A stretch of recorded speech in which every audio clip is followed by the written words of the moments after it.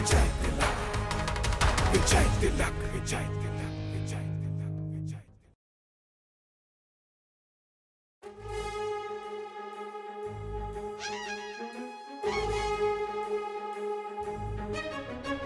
विजय तिलक, विजय तिलक, विजय तिलक, विजय तिलक, विजय तिलक, विजय तिलक, विजय तिलक, विजय तिलक, जनता का सुलगता साक्ष विजय तिलक, मांग रही अपना हक विजय तिलक, जवाब हर सवाल का विजय तिलक, हिसाब 5 साल का विजय तिलक, फैसले का समय चक्र वोट के लिए शपथ, जंग का ऐलान है, जीत का पैगाम है।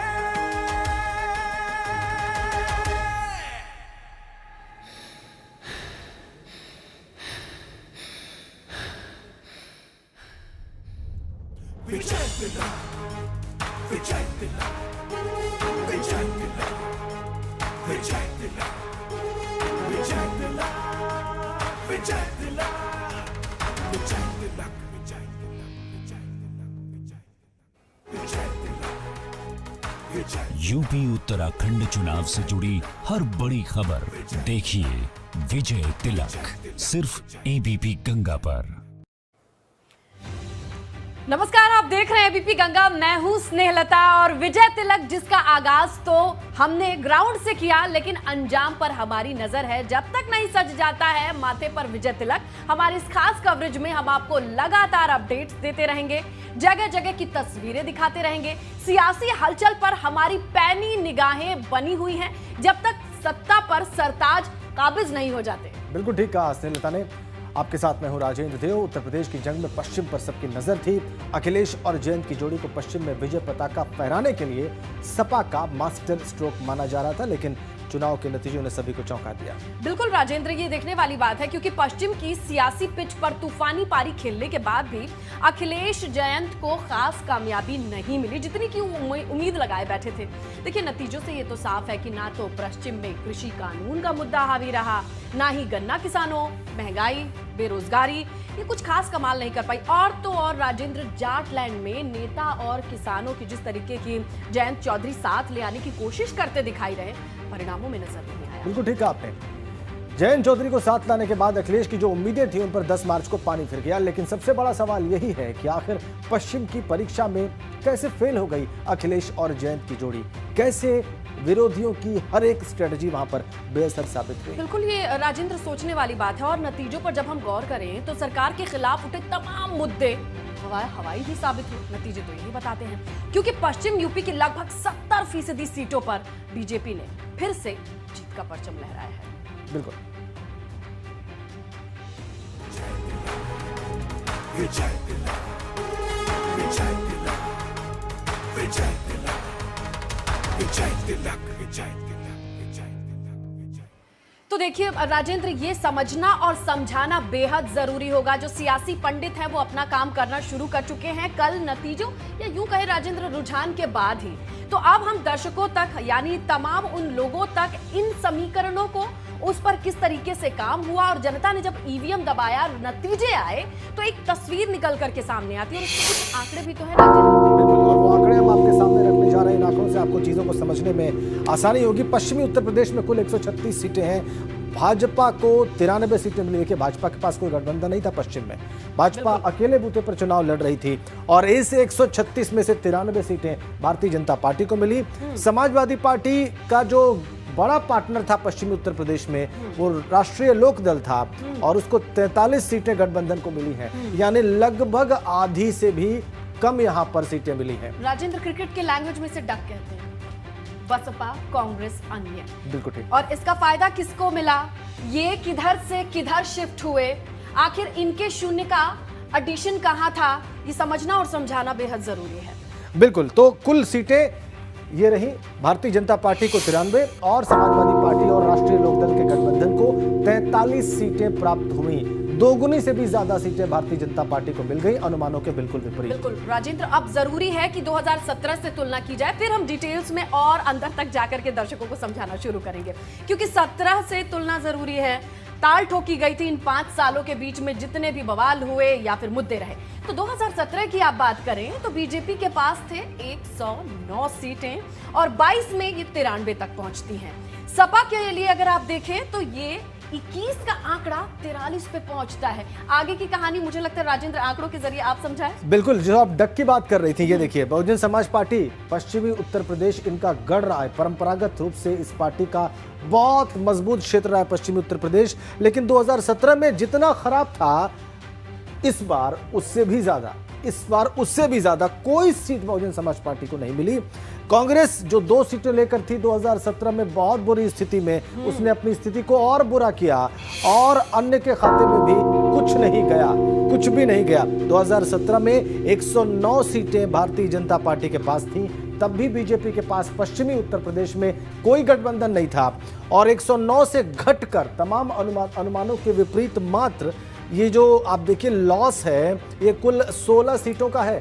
स्नेहलता, बिल्कुल देखिए ना, अब ये 17 और 22 के आंकड़ों का अंतर भी डैमेज नहीं पहुंचाया, जबकि जिस तरीके से कैंपेनिंग हुई थी, झूम करके, ताकत झोंक करके, आरएलडी आई रे भी बज रही है, अखिलेश भी आएंगे, लेकिन कुल मिला के जो आंकड़े हैं वो भी हमारे सामने। हालांकि इस बार देखा जाए मोटिवेशन 21 से 43 के बीच की सीटों का, यानी मेहनत एकदम बेकार नहीं गई, लेकिन इतनी भी नहीं रही कि चटक चोखा रंग लेकर के आए, आंकड़ों में परिवर्तित होकर कुछ और दिखाए। बिल्कुल आपने ठीक कहा, राजनीतिक पंडित सबसे बड़ा भारतीय जनता पार्टी का नुकसान यही मान रहे थे, लेकिन हुआ बिल्कुल उल्टा। ऐसा नहीं हुआ पूरब में, बल्कि शायद भारतीय जनता पार्टी को ज्यादा नुकसान हुआ। बिल्कुल, चलिए डिटेल में आते हैं और गाजियाबाद से शुरुआत करते हैं राजेंद्र, क्योंकि आप देखिए समझ और समझाना बहुत जरूरी है। कल तो जोश जश्न का दिन था, अब आंकड़ों का दिन एबीपी गंगा पर आप देखेंगे और समझिए। गाजियाबाद की बात करें तो क्या कहूं मैं, सब की सब सीटों पर एक ही रंग दिख रहा है, भगवा भगवा भगवा। नाम भी ले लेते हैं, गाजियाबाद, मोदीनगर, साहिबाबाद, मुरादनगर, लोनी। नंदकिशोर गुर्जर जो समझ रहे थे कि मदन भैया से टक्कर मिलेगी, लेकिन नतीजे राजेंद्र बिल्कुल साफ कर दिया यहाँ पे सुपड़ा। भारतीय जनता पार्टी ने अपने विरोधियों का, चाहे वो समाजवादी पार्टी हो, बहुजन समाज पार्टी हो, कांग्रेस हो, राष्ट्रीय लोकदल हो, कोई स्टैंड नहीं कर पाया, अकेले भाजपा। और ये देखिए हापुड़, यहाँ की जो 3 सीटें हैं, तीनों पर भगवा लहरा दिया। यहाँ पर भारतीय जनता पार्टी ने गढ़ मुक्तेश्वर, हापुड़, धौलाना, यहाँ पर मुकाबला कठिन माना जा रहा था, लेकिन नहीं, रिजल्ट तो बिल्कुल एक तरफा दिख रहे हैं। इसमें एक रंग दिख रहा है। हापुड़ की कंडीशन देखिए ना, गढ़ मुक्तेश्वर, हापुड़, धौलाना, यहाँ पर भी ताल ठोकी जा रही थी। जब रैली वो बस निकल रही थी तो सोचा जा रहा था कि शायद यहाँ पर कोई और रंग देखने को मिले, लेकिन हापुड़ ने भी सरप्राइज नहीं, या फिर विपक्षी दल को सरप्राइज किया। अगली बुलंद शहर की बुलंद सीटें क्या कहती हैं राजेंद्र, जरा दर्शकों को बताएं। देखिए 7 सीटें हैं और 7 सीटों पर भारतीय जनता पार्टी का भगवा ध्वज आप देख सकते हैं। हर जगह भारतीय जनता पार्टी, यहाँ भी कोई चांस नहीं है। बिल्कुल, खुर्जा हो, बुलंदशहर हो, सियाना हो, सिकंदराबाद हो, शिकारपुर हो, डिबाई हो, अनूपशहर हो, तो ये तमाम ये जो विधानसभा सीटें हैं, बुलंदशहर वालों ने एक ही सिलेक्शन, एक ही बटन दबाया है ज्यादा तौर पे। अब चलिए, अब ग्राउंड की रियलिटी, अब लोगों की समझ समझाने का वक्त भी तो आ गया राजेंद्र। बिल्कुल बिल्कुल ठीक है आपने। जमीन की सच्चाई तो लोग बिल्कुल जानना चाहते हैं, क्योंकि जो लोग वोट करते हैं वो जमीन की सच्चाई जानने में सबसे ज्यादा रुचि रखते हैं। और ये देखिए, आप हमारे तमाम संवाददाता इसके लिए हमारे साथ जुड़ गए हैं। सनुज शर्मा, पश्चिमी उत्तर प्रदेश को कवर किया, बलराम पांडे, इन्होंने भी देखा पश्चिमी उत्तर प्रदेश के लगातार दृश्य आपको दिखाए हैं, यहाँ की खबरें आप तक पहुंचाई हैं। गाजियाबाद से शक्ति सिंह पूरा किसान आंदोलन कवर करके आप तक तस्वीरें पहुंचाते रहे, लेकिन अब इनसे बात करने का समय है और इन्हीं से समझने का समय। बिल्कुल, देखिए शक्ति के पास चलते, क्योंकि गाजियाबाद के आंकड़े हमने दिखाए हैं और शक्ति से ही सवाल करना शुरू करते हैं। शक्ति, विजय तिलक जब हमने शुरू किया था तो रैलियों का दौर था, थोड़ा सा फ्लैशबैक में इसलिए ले जा रहे हैं क्योंकि यहीं इसी जगह से आपने उन लोगों को, उन दोनों रैलियों को कवर किया था। अब नतीजे हमारे सामने हैं, क्या चीजें चौंकाने वाली रही और कहां लगा कि हाँ ये तो ठीक है, ऐसा ही होना था?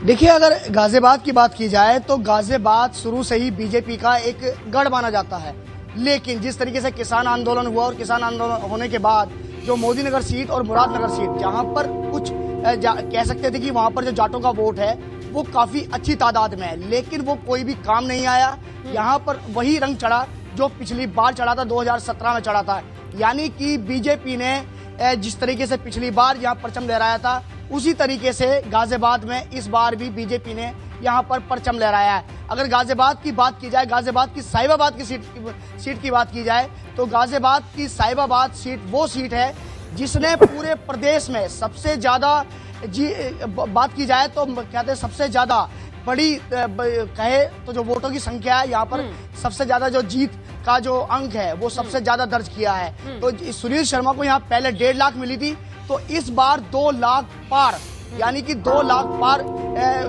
वोटों से जीतकर इस बार सुनील शर्मा बने हैं। लेकिन अगर गाजियाबाद की बात की जाए, गाजियाबाद की स्थिति की बात की जाए, तो यहाँ पर भी ये देखने को मिला था कि जो भी विधायक है उनसे नाराजगी बहुत थी, उन्हीं के कार्यकर्ता उनसे नाराज थे। लेकिन यहाँ पर यह भी देखने को मिला कि योगी मोदी से बैर नहीं और विधायक तेरी खैर नहीं, जिस तरीके से तमाम ये नारे चल रहे थे, लेकिन उसके बावजूद भी यहाँ पर इतनी बड़ी जीत दर्ज करने में कामयाब हुए हैं यहाँ के विधायक। यहाँ की जनता है हमारे साथ कि क्या सोचकर इतनी बड़ी इस वोट है, सोच कर क्या है। सबसे पहले हम आपसे जानना चाहेंगे कि इस बार, यानी कि इस बार गाजियाबाद में एक बार फिर योगी सरकार कह सकते हैं, लेकिन 5 विधायक जो आपके जो पहले बने थे वो इस बार फिर बने, तो क्या सोच के आप लोगों ने वोट किया है? देखिए, सोच बिल्कुल स्पष्ट थी।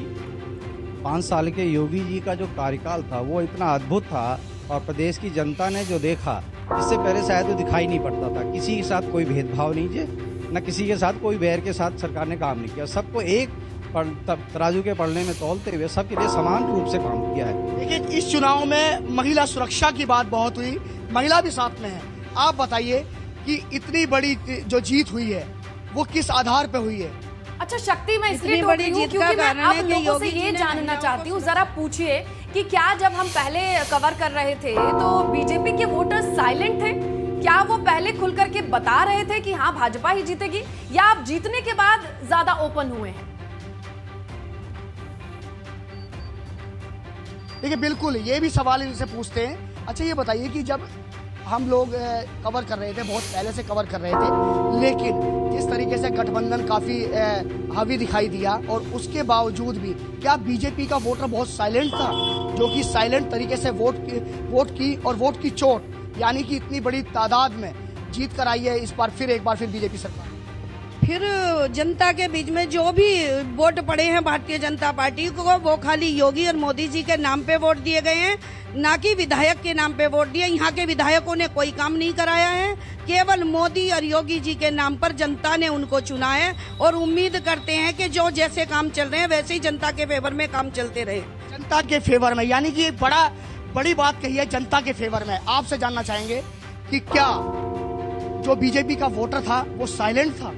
बीजेपी का वोट साइलेंट जरूर रहा है, लेकिन ये है कि यहाँ जो योगी जी और सनुज लोगों से बात करते रहिए, क्योंकि ये जानना हम पत्रकारों के लिए जरूरी है। लेकिन अब उस जाट लैंड का जिक्र राजेंद्र बेहद जरूरी हो जाता है, जिस पर मिल करके ताल ठोकी गई थी, और हमने देखा था कि किस तरीके से जाट किसके साथ और जाट के ठाठ किसके साथ बड़ा सवाल उठा था। बिल्कुल बिल्कुल, और इसको जानने के लिए हम रुख करेंगे बलराम पांडे का, जो इस वक्त हमारे साथ जुड़े हुए हैं। और उससे पहले जरा आंकड़े, क्योंकि उन पूरे क्षेत्र को कवर करके देख लेते हैं कि वहां पर क्या रिजल्ट आया, कंपैरिजन क्या कहती है। शामली से शुरुआत कर रहे हैं राजेंद्र। बिल्कुल, लेकिन शामली में तो समाजवादी पार्टी ने धुआंधार प्रदर्शन किया। देखिए आप, वहां की 3 सीटें और तीनों समाजवादी पार्टी ने जीत ली। शामली यकीनन समाजवादी पार्टी गठबंधन के पास गया है, चाहे वो कैराना हो, शामली हो या थाना भवन। और थाना भवन से जो चुनाव हारने वाले व्यक्ति थे बीजेपी की तरफ से, वो गन्ना मंत्री सुरेश राणा। ये बड़ी बात है, ये आपने बड़ी बात कही है, और ये सब नोटिस कर रहे हैं। नोटिस करने लायक तो मेरठ भी है राजेंद्र, क्योंकि देखिए ना, किठौर हो गया, मेरठ कैंट हो गई, सरधना हो गई, हस्तिनापुर सीट हो गई, मेरठ दक्षिण और सिवाल खास। तो यहाँ सिवाल खास, मेरठ और सरधना सीट का जिक्र करना भी बहुत जरूरी हो जाता है राजेंद्र, जहाँ पर इस वक्त सपा के अतुल प्रधान काबिज हैं। ये शायद एक्सपेक्टेड ना रहा हो बीजेपी के लिए। संगीत सिंह सोम फायरब्रांड नेता और विधायक थे भारतीय जनता पार्टी के, अपने बयानों की वजह से बहुत सुर्खियां बटोरते रहे, लेकिन अतुल प्रधान से चुनाव हार गए मुजफ्फरनगर। बिल्कुल, और मुजफ्फरनगर भारतीय जनता पार्टी के पास गया, ये एक जरूर एक ऐसी बात है जो हो सकता है राष्ट्रीय लोकदल और समाजवादी पार्टी के रणनीतिकारों ने इसके ऐसे परिणाम सोचे ना हो। बिल्कुल, क्योंकि जल्दी से जिक्र कर देती हूँ। खतौली में भाजपा, पुरकाजी में सपा, मुजफ्फरनगर में बीजेपी, चरथावल में सपा, बुढ़ाना में सपा, मीरपुर में ये 3 कलर जो है, मीरापुर की बात कर ले तो सपा ही सपा है। अगला क्षेत्र है, अगला जिला है बागपत, जो कि बागपत भी जाट बहुल एक जिला है और यहाँ भी भारतीय जनता पार्टी ने जबरदस्त प्रदर्शन किया है और इससे पता चलता है कि जाट समुदाय ने और किस तरह से वोट किया यहाँ पर। बड़ौल और बागपत दोनों ही सीटों पर भारतीय जनता पार्टी विजय रही। छपरौली में यहाँ जिसे कहा जाता है कि कल्याण सिंह का प्रभाव रहा होगा, यहाँ पर वो लोध वोटर रहते हैं, लेकिन बावजूद इसके देखिए जो कलर है वो रेड है। अब ये तो समझना बेहद जरूरी होगा जब हम ग्राउंड पर चलेंगे। राजेंद्र, सनुज हमारे सहयोगी मौजूद है, क्योंकि उन्होंने इनिशियल फेज से अब तक विजय तिलक के बहुत करीब तक इन बदलावों को, इन पैटर्न को नोटिस किया। वो कितने सही है सनुज से जानूंगे। सनुज, आपसे जुड़ते हैं और जानने की कोशिश करते हैं, क्या भाजपा के लिए ये जाट लैंड इतना सक्सेसफुल था? क्योंकि आंकड़े तो कुछ और भी कहते हैं। देखिए, जिस तरीके से गठबंधन किया गया था कि समाजवादी पार्टी और राष्ट्रीय लोकदल ने गठबंधन किया और उसके बाद जिस तरह की हवा चलाने की कोशिश की गई कि पूरी तरीके से ऐसी हवा चलेगी कि बीजेपी का विजय रथ रुक जाएगा, पूरा उसका सुपड़ा साफ हो जाएगा, ऐसा कहीं नजर नहीं आया। जो गठबंधन था, अगर पश्चिम उत्तर प्रदेश की बात करें तो 3 जिलों तक ये गठबंधन सिमट कर रह गया। मेरठ में 4 सीटें जीती हैं। शामली की बात करें तो शामली में 3 सीटों पर गन्ना मंत्री सुरेश राणा चुनाव हार गए। 3 सीटों पर शामली में समाजवादी पार्टी गठबंधन चुनाव जीता है। नाहिद हसन जेल चले गए थे, लेकिन उनकी बहन इकरा ने जिस तरीके से चुनाव प्रचार किया, वो अमेरिका से लौट के आई और उसके बाद प्रचार करा, अपने भाई को चुनाव जिताया। शामली से प्रसन्न चौधरी जीते और सुरेश राणा के सामने अशरफ अली को चुनाव लड़ाया था, वो भी वहां से चुनाव जीत गए। मुजफ्फरनगर में 6 सीटें 2007 में बीजेपी के पास थी, 4 सीटें इस बार गठबंधन ने जीत ली और 2 सीटों पर सिर्फ बीजेपी सिमट कर रह गई। लेकिन इन 3 जिलों के बाद की बात हम बागपत की करें, जहां से जयंत चौधरी आते हैं, उनका गढ़ कहा जाता है, जाटों का सबसे मजबूत गढ़ बागपत को कहा जाता है। छपरौली विधानसभा सीट का इतिहास है, जिसको टिकट दिया वही चुनाव जीतता है और इस बार भी ऐसा रहा। लेकिन बागपत और बड़ौद विधानसभा सीटें फिर बीजेपी के कब्जे में आ गई। 2017 में भी बीजेपी के कब्जे में थी, 2022 में भी बीजेपी का कब्जे में आई है। सहारनपुर आप चले जाइए, सहारनपुर में 7 विधानसभा सीटें हैं। पिछली बार बीजेपी के पास 4 विधानसभा सीटें थी, लेकिन 1 सीट की बढ़त हुई, 5 सीटें उसको मिली हैं। और जैसे जैसे आप इधर की तरफ बढ़ेंगे, आप देख लीजिए हापुड़ में 3 सीटों पर बीजेपी का कब्जा हो गया, गाजियाबाद में 5 सीटों पर बीजेपी का कब्जा है, बुलंदशहर में 7 सीटें 60 पर बीजेपी का कब्जा है, अलीगढ़ की 7 सीटें वहां भी बीजेपी का कब्जा है, मथुरा चले जाते हैं 5 सीटों पर बीजेपी का कब्जा है। तो आप ये देखिए कि पश्चिम उत्तर प्रदेश के जो महत्वपूर्ण जिले हैं, जिनको जाटलैंड एक तरीके से जोड़ा जाता है, वहां इस गठबंधन का असर नजर नहीं आया। 3 जिलों तक ये गठबंधन सिमटा रहा, क्योंकि इस बात से हम इनकार नहीं कर सकते कि देखिए, गन्ना किसानों का जो मुद्दा बकाये का है, वो सबसे बड़ा होता है और सरकार ने किसानों के बकाये गन्ने का भुगतान करा दिया। बागपत की बात करें तो रमाना शुगर मिल है, उसका विस्तारीकरण योगी राज में हुआ। मेरठ की मोहद्दीनपुर शुगर मिल की बात करें तो उसका विस्तारीकरण योगी राज में हुआ। तो तमाम यहाँ पर जो काम विकास के किए गए, वो बात अलग है कि और इसके अलावा भी सनुज, इसके अलावा भी बहुत सारी ऐसी बातें रही है जिस पर आपसे बात करना आवश्यक है। बिल्कुल बिल्कुल, देखिए गन्ने की जब बात होती है राजेंद्र, तो खुद गन्ना मंत्री आ गए। ये क्या एक सिंबल नहीं है, एक इशारा नहीं है जिससे पता चलता हो कि गन्ना कितना बड़ा मुद्दा था? ठीक है, इस पर हम सनु से बात करेंगे और उनकी टिप्पणी भी लेंगे। हाँ, अब हम क्षेत्रवार आगे बढ़ रहे हैं। हमने जाटलैंड का जिक्र किया, चौधरी चरण सिंह के क्षेत्र का जिक्र किया और अब इससे आगे बढ़ रहे हैं, जहां अगले जिले का जिक्र करते हैं कि किस तरीके के पैटर्न रहे। 17 से कंपैरिजन क्या कहती है राजेंद्र? बिल्कुल ठीक बात है। और शहरी जो क्षेत्र है उनकी बात करते हैं, नोएडा जिसे गौतम बुद्ध नगर कहा जाता है। देखिए, जेवर भारतीय जनता पार्टी जीती, नोएडा भारतीय जनता पार्टी जीती, दादरी भारतीय जनता पार्टी जीती। और शुरू में अवतार सिंह भराना जो आरएलडी कैंडिडेट थे, वो आगे चल रहे थे जेवर से, लेकिन अंततः ऐसा नहीं हुआ। भारतीय जनता पार्टी जीत गई और नोएडा में उसने विपक्ष का सुपड़ा साफ कर दिया और जो स्ट्रॉन्ग होल्ड था 2017 में वो बरकरार रहा। बुलंदशहर का जिक्र करना जरूरी है। देखिए, यहाँ पर एक ही रंग दिखाई दे रहा है राजेंद्र। अगर बात करें अनूपशहर की, डिबाई की, शिकारपुर की, सिकंदराबाद, खुर्जा, बुलंदशहर, स्याना, यहाँ पर सिर्फ और सिर्फ भाजपा का कब्जा, क्लीन स्वीप दिखाई देता है। बिल्कुल ठीक बात है। बुलंदशहर की 7 सीटों पर भगवा लहरा रहा है और अलीगढ़ की भी 7 सीटों पर।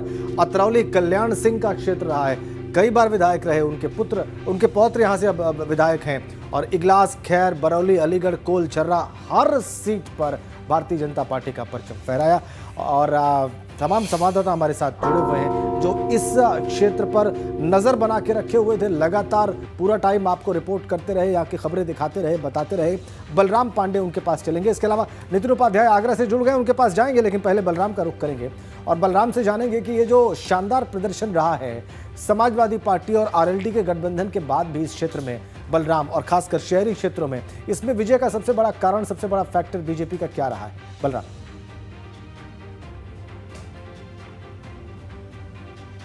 देखिए राजेंद्र, अगर पश्चिमी उत्तर प्रदेश की बात की जाए तो इसे किसान बाहुल्य इलाका माना जाता है और खास तौर से इसे जाट बेल्ट भी कहा जाता है। अगर हम पश्चिमी उत्तर प्रदेश की बात करें, यहाँ पर कई जिले ऐसे हैं जहाँ पर खाप चौधरियों की यानी खाप पंचायतों का बहुत बड़ा प्रभाव है और इसका सबसे बड़ा उदाहरण है मुजफ्फरनगर, शामली और मेरठ। इन 3 जिलों में खाप चौधरियों का सबसे बड़ा वर्चस्व है और यही वजह है कि खाप चौधरियों ने चौधरी जयंत सिंह को समर्थन देने का ऐलान किया था। यही वजह है कि चाहे वो मुजफ्फरनगर हो, शामली हो या फिर मेरठ हो, यहां पर गठबंधन ने बेहतरीन प्रदर्शन किया है। लेकिन जैसे ही इन जिलों से बाहर निकलेंगे, चाहे वो गाजियाबाद हो, गौतम बुद्ध नगर हो, हापुड़ हो, बुलंदशहर हो, यहां पर भारतीय जनता पार्टी ने शानदार जीत हासिल की है, यानी क्लीन स्वीप किया है। और इसके पीछे की वजह है कि 2013 में जो मुजफ्फरनगर में दंगा हुआ था, उसके बाद से जो नया समीकरण तैयार हुआ था, उस समीकरण का सीधा फायदा भारतीय जनता पार्टी को मिला। चाहे 2014 का चुनाव उठाकर देख लीजिए, चाहे 2017 का चुनाव देख लीजिए, चाहे 2019 का। ये जो क्षेत्र है वहां पर छपरौली भी आता है जहां चौधरी चरण सिंह की छाप है, यहाँ अतरौली आता है जहां कल्याण सिंह की छाप है, और वोटर्स ने किसको छाप करके वोट दिया, ये भी चीजें हमारे सामने हैं। लगातार बने हैं राजेंद्र। बिल्कुल, एक छोटे से ब्रेक लिए रुक रहे हैं, लेकिन पश्चिमी उत्तर प्रदेश पर हमारा यह मंथन, वहां के समीकरण, वहां की डेटा का एनालिसिस, रिजल्ट का एनालिसिस जारी है। आपको बता रहे हैं कि पश्चिमी उत्तर प्रदेश में क्या आया और क्यों आया।